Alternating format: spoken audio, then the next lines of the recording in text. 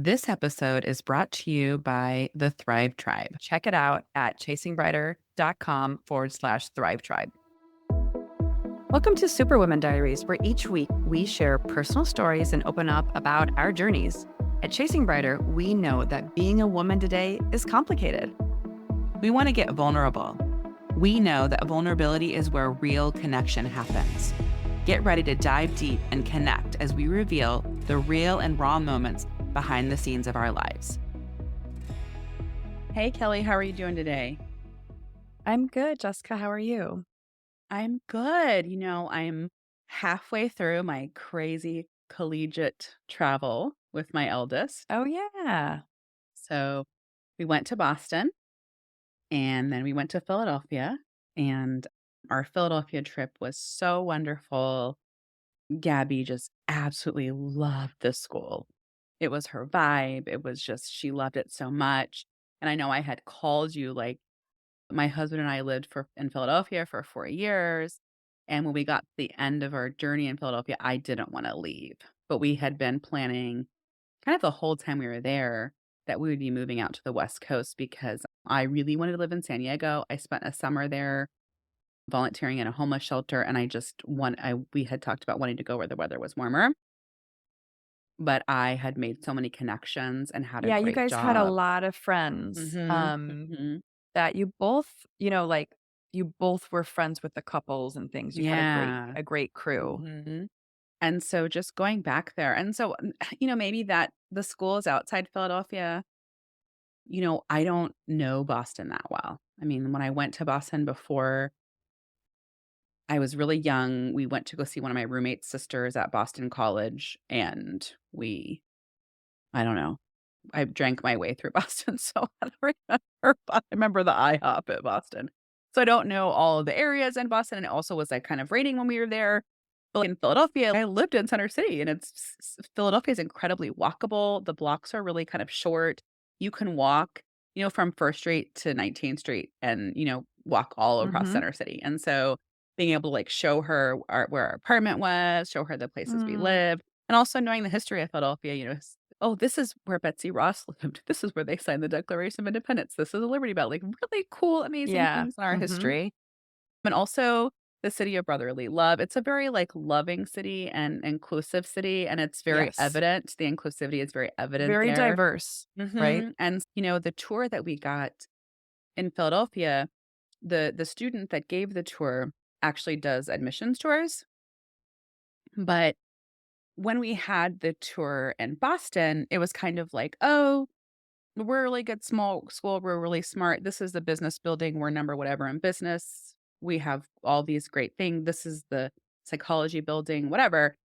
But this was like the one outside Philadelphia was like, "We have what's called Screw Your Roommates." Kelly, remember SYRs? Mm, they have them They too? have SYRs. I School is like sort of it's very highly reputable. That's my Yes, there's a lot of trees and greenery around the school. And so that was a great trip. And we have two as more. As Gabby's gone through these, is she getting increasingly excited about going to college? Like, does she see how? Because I've been trying to talk to Wes about he doesn't understand college, obviously. Mhm. And I know he's just a freshman, but like we grew up in a world where we were, our parents were like, you're going to college. It wasn't like Mhm. forced upon us. It seemed It's like a just the narrative privilege of in what that, you like, they do. were proud of the fact that they went to college, and so they expected us to see that it was a privilege and do it as well, so it Mhm. didn't seem like it was, like, a chore, but anyway, I was telling Wes how, like, I made a comment to him about, the one thing that's really great about college is that your friends you're with them all the time.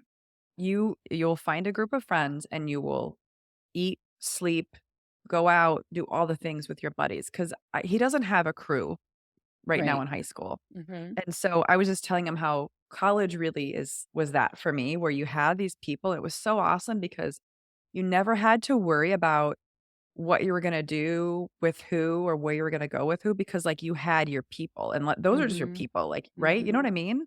That was one Yeah. thing that I loved about It college. took me a while to find my people in Me too. college. It took me Um, a year. yeah, and I to do that. even thinking of high school, for my eldest, our school did not have softball her freshman year, so she had to go to the school we were zoned for, so she had to kinda make all of these exceptions and change all of her classes, and so her freshman year, she wasn't at lunch at school 2nd semester, and she had a big falling out with someone who, you know, Mhm. wanted to ruin her life, and so her sophomore year, having to be at school with where we had softball now, she was able to make more friends, and then the people she's known for a few years, she's kind of created her own little group, and so I'd say her junior year, surprisingly, she's in dual enrollment, so she's taking majority of her classes at, our local community college, and surprisingly, she's getting closer to people even though they're not on campus, right? Because then it's like, "Oh, what classes did you take?" So we're all coordinating classes together, and then they're studying together, and it's helping them navigate things. Mhm. And so she's actually now really, I think, getting a close group of friends as a junior. But so Well, and I wonder, do you think, well, first of all, we went to a 7 through 12. A, Mhm. B, very small class size, right? So maybe that's part of where our experience was a little different than what our kids are. I'm starting to wonder, like, because schools are so big and the way it works right now with school choice, a lot of kids aren't naturally paired in school with their friends because they're doing a lot of things. Like Beck in a lot of ways, his really like ride or dies are probably more his soccer team friends than Yeah, I class mean, friends. So, like, I does don't it know, it's evolve? But interesting. I guess what I'm wondering is with Wes, now that he's moved into high school, I assumed you move into high school, you meet some new friends, you quickly get to your ride or dies, and you spend 4 years with those same people. That's not Wes's experience, and I don't know, and other parents I'm talking to, I actually don't, there are some that are, but some that aren't, and so is it just take a longer, it's a whole new school, it's just gonna take them a I think while. there's so many factors. I think Yeah. when I was talking to my daughter, I don't know how your eldest is. Just speaking of just only my eldest, we have these talks where I feel like everyone's so, like, judgy, and maybe because we didn't have a lot of options, but, like, my friends weren't perfect, and we didn't like all the same things, we didn't do everything together in high school, and I don't know, I'm Yeah, just like, am I I making think sense? Like, I'm super accepting. So if my friend in high school did or said something I didn't agree with, so, like, I was asking her about the friendship between these 2 people she knows, and I go, "Oh, I thought they're really good friends," and she was like, "Well, they didn't like the way that that person was really promiscuous, so they stopped being friends with them." And I'm like, "Really?" I don't know. I feel like that seems, like, judgy, and they're, like, ending friendships all the time, and maybe because we had no choice? Like, I didn't care if my friend was promiscuous. What does that have to do with me? Or am I making well, sense? Like, I I feel like they did. end Well, I friendships. did in that those were the one, some of the promiscuity didn't end well for some of those folks, but or actually, I mean, what happened, and that changed the course of their lives, but I would say that I'm thinking part of this is I wasn't with my friends all the time.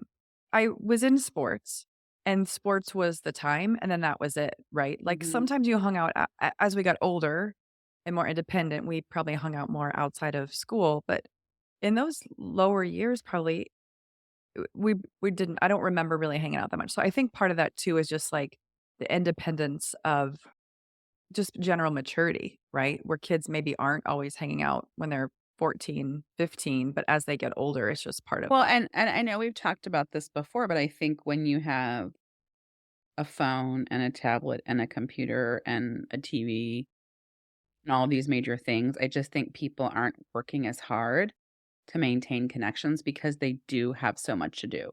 You and I live 10 or 15 minutes outside of town. So when we went home, I've already talked about this before, we didn't have cable a lot of times. Like nothing reached us. We couldn't get pizza delivery. Like we would have been isolated. But if you made plans with your friends, went to your friend's house, then you could that's different and something more to do.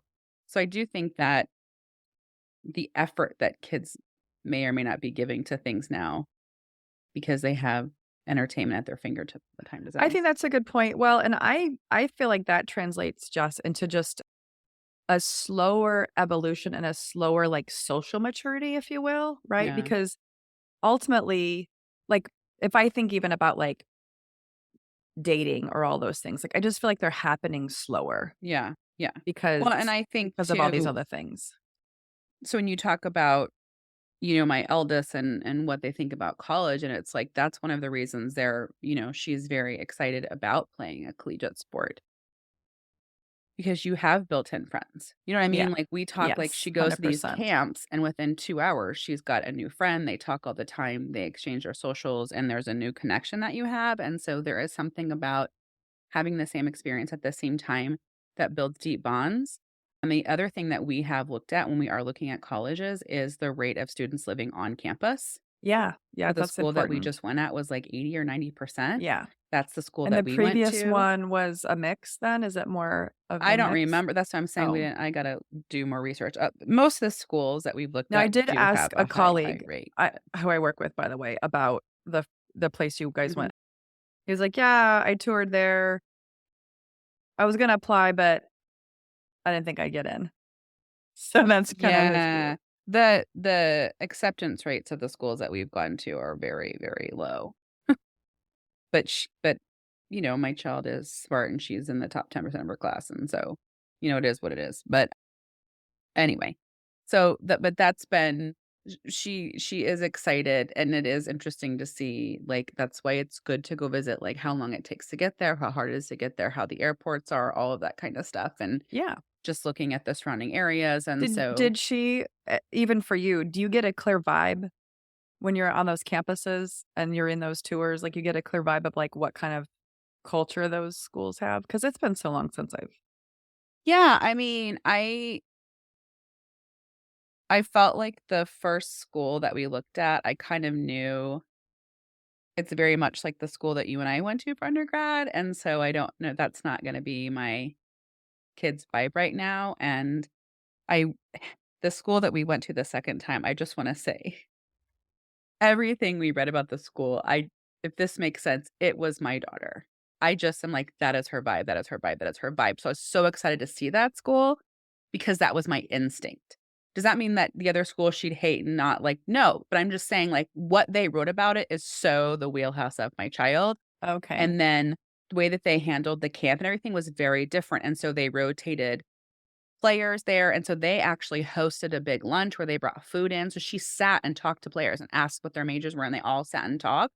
Then she had a second group of players that came, and when they did the tour, they interspersed players throughout the long tour, so there were other players talking and giving you can't hear the front person, so the back had another person giving the tour, and that just wasn't the same, and so just the way that it was run and everything was very different.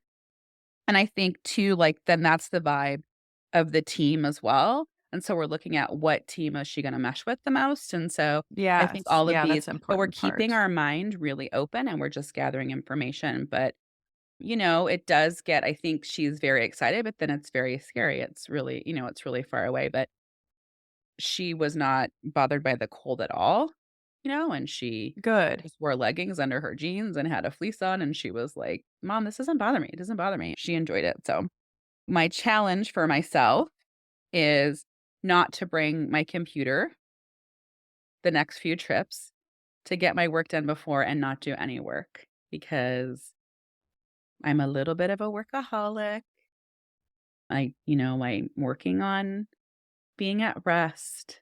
Mhm. So that's my challenge to myself. Where are the next 2 places you're going? So we're actually going to 3 places. Okay. So we're gonna go up to Northern New York, the Syracuse area. Okay. And then we are going to go to another school outside Philadelphia. Camps were on a Sunday, but another school invited her to an official visit the Thursday before. So we're gonna go to Kentucky Thursday through Saturday, and then Philadelphia Saturday to a Monday. Okay. So, Okay. Philadelphia is an incredibly, I think it's like one of the highest concentrations of colleges per capita when I had lived I'm there.